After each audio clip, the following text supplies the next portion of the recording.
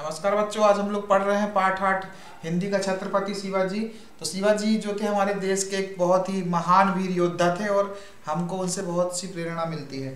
तो इस पाठ के माध्यम से आप लोगों को छत्रपति शिवाजी के बारे में बताया जाएगा। उनका जन्म सन 1627 ईस्वी में महाराष्ट्र के शिवनेरी दुर्ग में हुआ था। उनकी माँ का नाम था जीजा माता। और जो उस दुर्ग किला होता था, ऐसा किला रहता था और यहाँ पे बड़ा सा द्वार रहता था और यहाँ बहुत बड़े बड़े प्रहरी रहते थे, बहुत बड़ी बड़ी दीवार रहती थी। इस दुर्ग में वो रहते थे और यहाँ झंडा था। तो इस दुर्ग में जो उनकी शिवा, जो दुर्ग की अधिष्ठात्री देवी शिवाई थी, शिवाई का प्रसिद्ध मंदिर था। तो उनकी माँ ने कहा कि मैं माता देवी शिवाई के नाम पे इनका नाम जो है शिवाजी रखूंगी। ये भी तो उन्हीं का आशीर्वाद है। इस तरह से उनका नाम पड़ा। फिर माता जीजाबाई ने शिवा को बचपन से ही महाभारत और रामायण के साथ साथ पौराणिक और ऐतिहासिक कथाएं सुनाई। महान वीरों की कहानियां सुनाकर उन्होंने शिवा में साहस, वीरता और देश प्रेम के गुण कूट कूट कर भर दिए। इसका मतलब है जो छोटे बच्चे हमारे रहते हैं उनको हमको किस तरह से सिखाना चाहिए, उनका उत्साह बढ़ाना चाहिए, उनका साहस बढ़ाना चाहिए, उनको डराना नहीं चाहिए और उनमें वीरता और देश प्रेम के गुण आए, जिससे कि आगे जाकर के वो देश के लिए महान देशभक्त बने। श्री राम ने राक्षसों का वध, आप देखिए चित्र देखिए, किताब में आपके पेज में लिखा हुआ है, श्री राम ने राक्षसों का वध कर ऋषि मुनियों की रक्षा की। तो फिर बच्चा क्या बोलेगा, माँ मैं भी बड़ा होकर दुष्टों का नाश करूंगा। शिवाजी ऐसे छोटे से बोलते हैं जो 2-3 साल के थे। शाह जी, उनके पिताजी का नाम था शाह।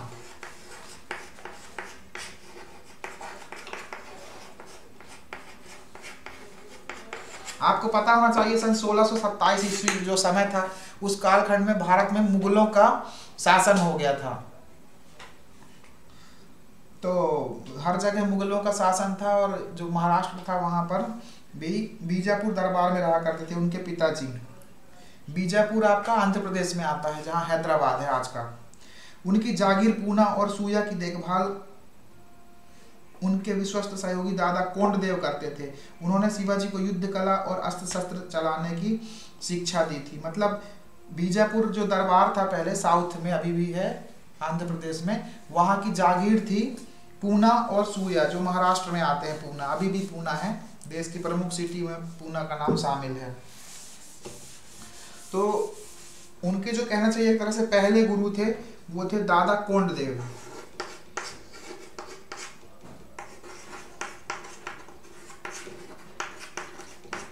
एक तरह से कहना चाहिए इनके गुरु थे। फिर इनके बाद के गुरु जो हुए वो स्वामी रामदास ये हुए।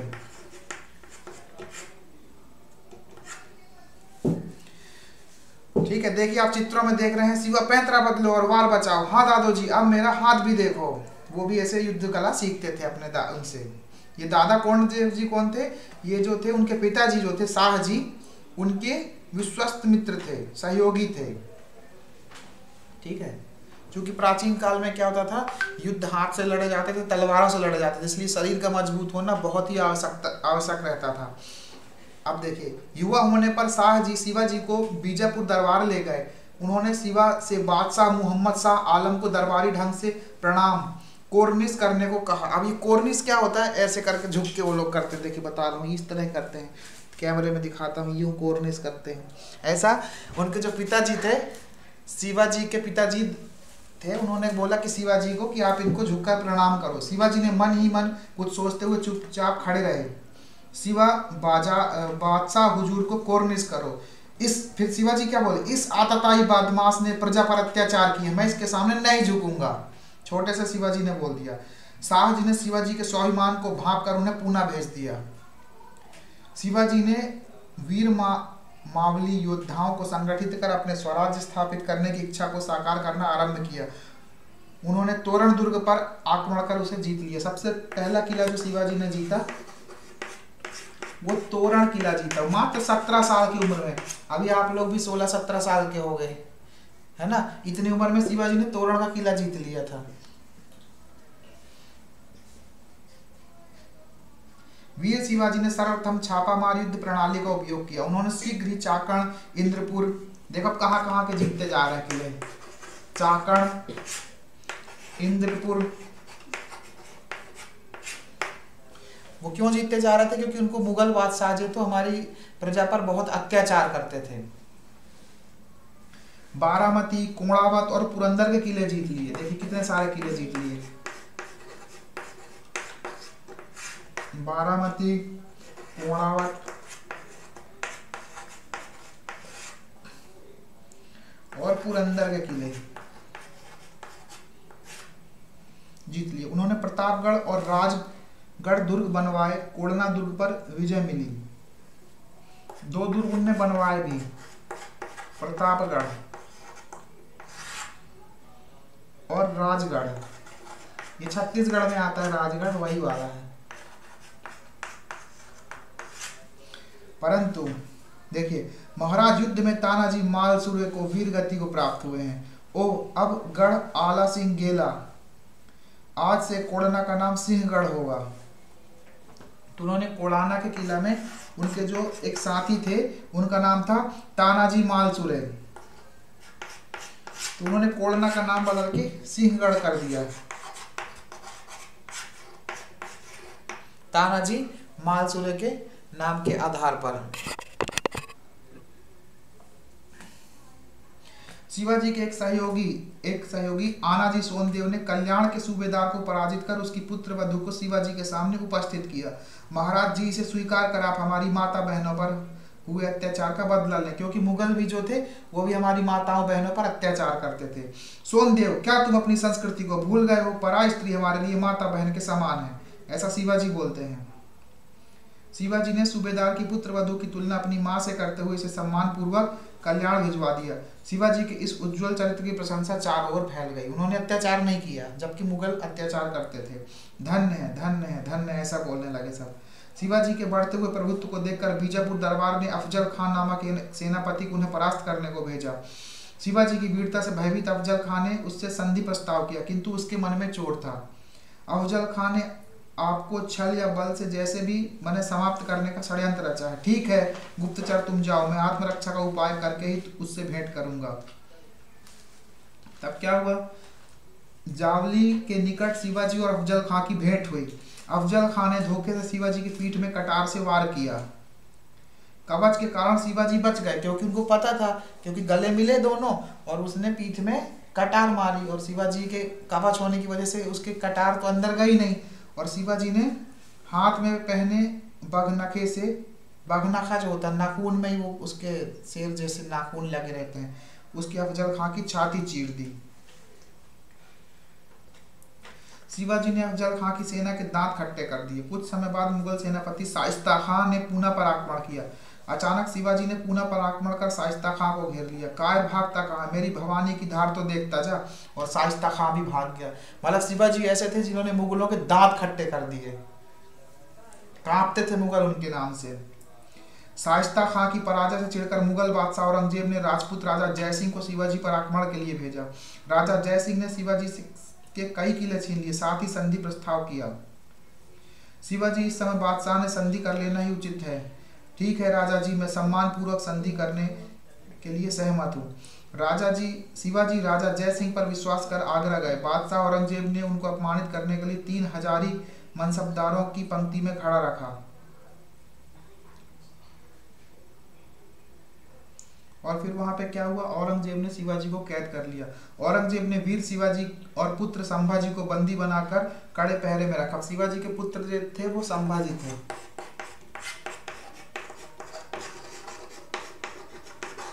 ठीक है, आपको कहानी समझ में आ रही है ना? महाराज, आप संभाजी के साथ इन टोकरों में छिपकर निकल जाइए। तुम मेरे पलंग पर चादर ओढ़कर सो जाओ, बाद में तुम निकल आना।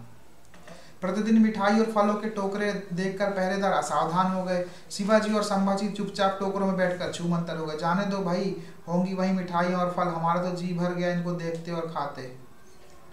मुक्त होकर शिवाजी राजगढ़ के किले में पहुंचे। धीरे धीरे उन्होंने मुगलों द्वारा छीने अपने किलों में वापस ले लिए। सन 1774 में माता जीजाबाई की इच्छानुसार उनका विधि पूर्वक राज्याभिषेक किया गया और उन्होंने छत्रपति की उपाधि धारण की। शिवाजी जय हो, शिवाजी की जय हो, छत्रपति शिवाजी की जय हो। और आज हमारे देश में जो मुंबई में जो रेलवे स्टेशन है उसका नाम है Chhatrapati Shivaji Mumbai railway station, CSTM बोलते हैं आज भी, क्योंकि उनका इतना प्रभुत्व है।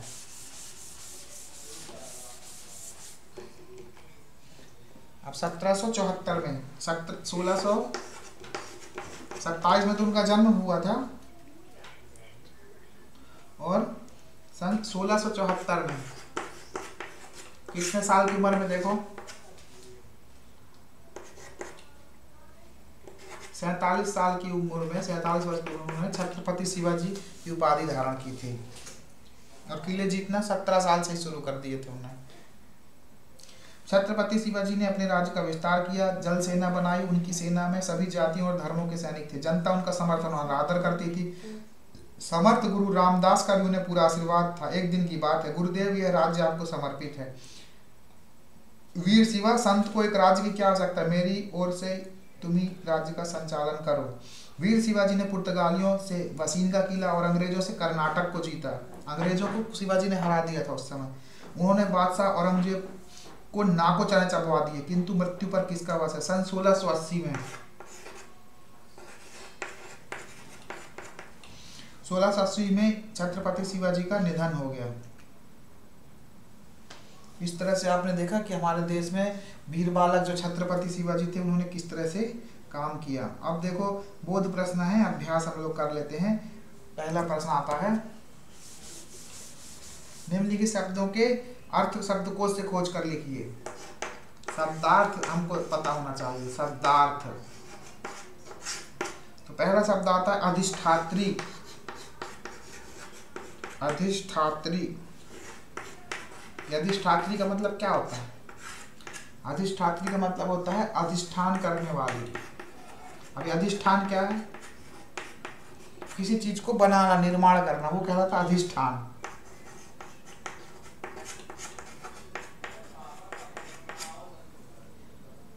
पौराणिक, दूसरा शब्द आता है पौराणिक। पौराणिक मतलब पुराण से संबंधित।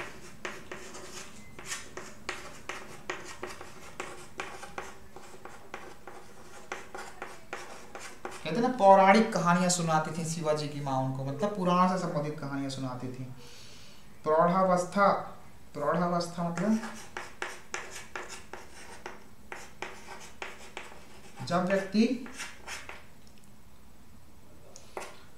जवान से बूढ़े होने के बीच की अवस्था, उसको बोलते हैं प्रौढ़ावस्था।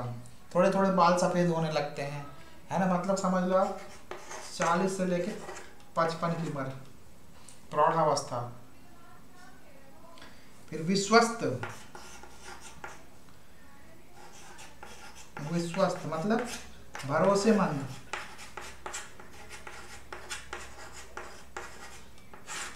विश्वास मतलब भरोसेमंद। फिर परास्त, परास्त का मतलब हार। और मैं से बता देता हूं प्रभुत्व मतलब जिसका कब्जा होना, जो राजा होना, उसको बोलते हैं प्रभुत्व। ठीक है। पुर्तगाली मतलब पुर्तगाल देश के निवासी। छापामार युद्ध प्रणाली मतलब अचानक आक्रमण करके शत्रु को हानि पहुंचाना।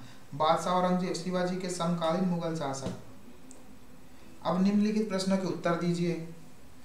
पहला प्रश्न है, शिवाजी का जन्म कब और कहाँ हुआ? शिवाजी का जन्म सन 1627 में महाराष्ट्र के शिवगढ़ी में हुआ, दुर्ग में हुआ। शिवाजी को युद्ध कला की शिक्षा किसने दी? कोंडदेव ने दी। शिवाजी की माँ का नाम क्या था? शिवाजी की माँ का नाम जीजाबाई था। शिवाजी ने किस युद्ध प्रणाली का उपयोग किया? छापामार युद्ध प्रणाली का उपयोग किया। निम्नलिखित प्रश्नों के उत्तर दीजिए। महान वीरों की कहानियां सुनकर माता ने शिवाजी में किन गुणों का विकास किया? साहस, देश प्रेम और वीरता का विकास किया। कोड़ाना दुर्ग का नाम सिंहगढ़ क्यों रखा? कोड़ाना दुर्ग का नाम सिंहगढ़ तानाजी मालसूरे की मृत्यु के बाद सिंहगढ़ रखा गया। औरंगजेब के पहरे से शिवाजी कैसे बाहर निकले? फलों के टोकरे में बैठकर शिवाजी बाहर निकले। किस घटना से शिवाजी के उज्जवल चरित्र का पता चलता है? जब सूबेदार ने उनकी पुत्र वधू को लौटा दिया ससम्मान, इससे उनका पता चलता उनका उज्जवल चरित्र था। शिवाजी ने किन किन सेना नायकों को परास्त किया? शिवाजी ने पुर्तगाली सेना नायकों को परास्त किया, अफजल खान को परास्त किया, शाइस्ता खां को परास्त किया और अंग्रेजों को भी परास्त किया। शिवाजी ने सर्वप्रथम छापामार युद्ध प्रणाली का प्रयोग किया था। शिवाजी की तलवार का नाम शिवा भवानी था। कोणार्क दुर्ग की लड़ाई में तानाजी मालसुरे वीरगति को प्राप्त हुए। शिवाजी ने सूर्यदार की पुत्रवती की तुलना अपने माँ से की। राज्याभिषेक के बाद उन्होंने खालिस्तान की उपाधि प्राप्त की, छत्रपति की उपाधि प्राप्त की। अब देखो स्तंभा है और स्तंभबा है। माता जी कौन थी? जीजाबाई। गुरु जी कौन थे? समर्थ रामदास। छत्रपति शिवाजी। पिताजी कौन थे उनके? शाहजी भोसले। और पुत्र कौन था उनका? संभाजी। इस तरह से हमने ये चीजें कर ली। अब संज्ञा। अब संज्ञा क्या है? देखिए, संज्ञा किसी भी उस शब्द को कहते हैं जिससे किसी भी व्यक्ति वस्तु का बोध होता है। देखो, भाववाचक संज्ञा जिन शब्दों या वस्तु से जिन शब्दों से व्यक्ति या वस्तु के गुण अथवा अवस्था का पता चलता है उसे भाववाचक संज्ञा कहते हैं। अभी थोड़ा सा ग्रामर आ गई। आप अलग से ग्रामर मत पढ़ो, प्राथमिक के अंत में दी रहती ग्रामर, उसी से आप पढ़ सकते हो। भाववाचक संज्ञा वह संज्ञा जिससे व्यक्ति या वस्तु के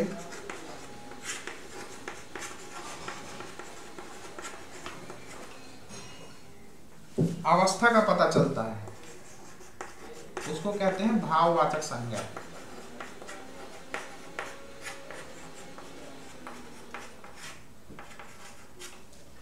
और जातिवाचक संज्ञा क्या है?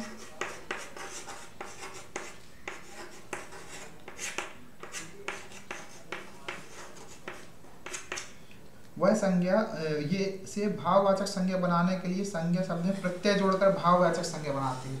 मतलब जातिवाचक कैसे बनेगी? जातिवाचक संज्ञा यही भाववाचक शब्द संज्ञा रहेगी। मतलब ऐसे शब्द जिनसे किसी व्यक्ति या वस्तु की अवस्था का पता चलता है। भाववाचक संज्ञा प्लस प्रत्यय, ये सूत्र हो गया। अब जैसे देखो, जातिवाचक संज्ञा क्या है? जैसे भाववाचक संज्ञा क्या है? बुढ़ापा, मतलब व्यक्ति के बूढ़े होने का पता चल रहा है। और जातिवाचक संज्ञा क्या हो जाएगी? बूढ़ा। जातिवाचक संज्ञा हो जाएगी पंडित। भाववाचक संज्ञा क्या हो जाएगी? पंडिताई, मतलब पंडिताई करने का गुण। मनुष्य हो जाएगी जातिवाचक संज्ञा, है ना? ऐसे शब्द जिनसे मनुष्य जाति का पता चल रहा है। और मनुष्यता वो हो जाएगी भाववाचक संज्ञा। ठीक है, इस तरह से हमने जो है पहला पाठ कंप्लीट कर लिया है। अब देखिए कुछ मुहावरे हैं। खून खौलना। खून खौलना मतलब क्रोध आना। छूमंतर होना मतलब भाग जाना। छक्के छूटना मतलब कहते हैं मैंने इसके छक्के छुड़ा दिए, मतलब उसको परास्त किया बुरी तरह से। दांत खट्टे करना मतलब भारी मुसीबत उत्पन्न करना। अब आप योग्यता विस्तार कर लीजिएगा। अब हमने जो है ये पाठ जो है पूरा पढ़ लिया है। ठीक है।